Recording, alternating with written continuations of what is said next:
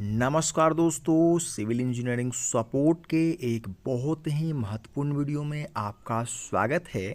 मैं हूं आपका दोस्त इंजीनियर अभिषेक सिंह। दोस्तों, वीडियो महत्वपूर्ण उन लोगों के लिए होने वाली है जो लोग अपना घर बनवा रहे हैं और साथ ही साथ दोस्तों वो पैसे के कमी से भी जूझ रहे हैं। उन लोगों के लिए वीडियो खास तौर पे बहुत मददगार साबित होने वाला है।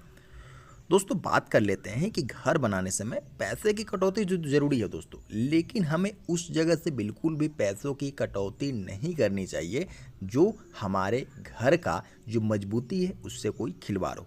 अब जैसे आप इस घर में देख सकते हैं दोस्तों, ऊपर में फ्लोर बीम देख रहे होंगे, उसके ऊपर लिंटल लेवल पर दोस्तों लिंटल बीम देख रहे होंगे दोस्तों, उसके बाद प्लिंथ लेवल पर देख सकते हैं कि प्लिंथ बीम भी दिया हुआ है। दोस्तों, बहुत जगह देखते होंगे कि ग्राउंड लेवल पे एक ग्राउंड बीम भी रहता है। तो कुल मिलाकर के इस तरीके के हमारे पूरे 4 बीम हो गए। तो क्या एक घर को एक मंजिला बनने के लिए 4 बीम की आवश्यकता होती है? दोस्तों, टेक्निकली अगर देखेंगे, अगर थंब रूल के बारे में अगर देखेंगे तो थंब रूल तो कहता है दोस्तों कि कम से कम हम अगर एक बीम से दूसरे बीम की दूरी अगर नापे दोस्तों तो वो 12 फीट तक हम रख सकते हैं। लेकिन दोस्तों, आपको एक चीज़ ध्यान देना होगा कि 12 फीट अगर रखना है, लेकिन दोस्तों आप बीम को कहाँ पे दे रहे हैं, मतलब कि जो ग्राउंड बीम है उसको तो किसी भी हालत में स्किप करना समझदारी नहीं है। दूसरा चीज़ है दोस्तों, फ्लोर बीम है वो तो आएगा ही आएगा।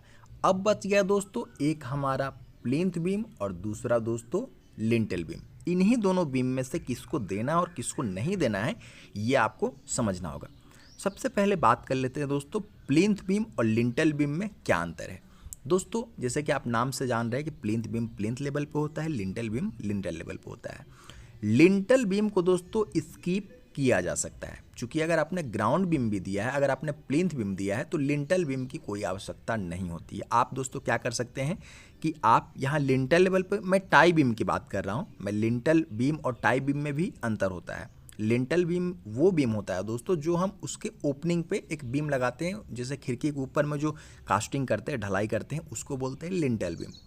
सिर्फ ओपनिंग के ऊपर रहेगा तो लिंटल बीम होगा। लेकिन दोस्तों ओपनिंग के ऊपर होने के साथ साथ जैसे कि इस घर में किया गया दोस्तों, एक कॉलम से दूसरे कॉलम को बीम जोड़ भी रहा है दोस्तों, तो इसलिए इसको भी हम टाई बीम बोलेंगे। ठीक है, तो ये यहाँ पे दोस्तों लिंटल लेवल पे टाई बीम देने की आवश्यकता नहीं है, जरूरी नहीं है दोस्तों। आप लिंटल बीम से भी काम चला सकते हैं, क्योंकि वो आपको पता ही है कि आपको 2-2.5 फीट के ऊपर में दोस्तों आपको जो है वो फ्लोर बीम यानी कि छत वाला बीम मिलने ही वाला है। तो इस लिंटल लेवल पे जो टाई बीम देते हैं, जो पूरे घर में बीम चलाते हैं दोस्तों, वो लोग क्या कर सकते हैं, सिर्फ खिड़की और दरवाजा के ऊपर लिंटल बीम से भी अपना काम चला सकते हैं। वहाँ पे टाई बीम की आवश्यकता नहीं होती है। एक चीज़ आप समझ गए। अब दूसरा चीज़ समझ लीजिए दोस्तों कि प्लिंथ बीम में हमें क्या कटौती करनी है, प्लिंथ बीम देना है या फिर नहीं देना।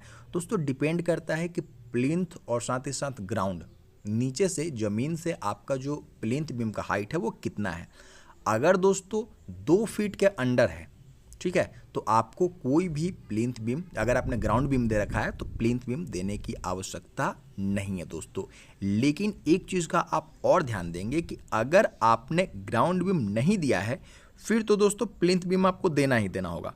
अगर दोस्तों आपने ग्राउंड बीम दिया है, फिर भी एक और केस है इसमें कि अगर आपने ग्राउंड बीम दिया हुआ है और आपके घर जहाँ पे बन रहा है दोस्तों, वहाँ पे मान लीजिए कच्ची सड़क है या फिर ज़मीन आपका थोड़ा सा गड्ढे में था, आप उसको ऊंचा करके बनाना चाहते हैं, ठीक है, और इस तरह से दोस्तों क्या होता है कि जो मिट्टी का बढ़ाव है दोस्तों वो करना पड़ता है। ग्राउंड बीम और प्लिंथ बीम के बीच में जो गैप रहता है उसमें हम मिट्टी का बढ़ाव करते हैं ताकि हम फर्श हमारा लेवल ऊपर हो जाए।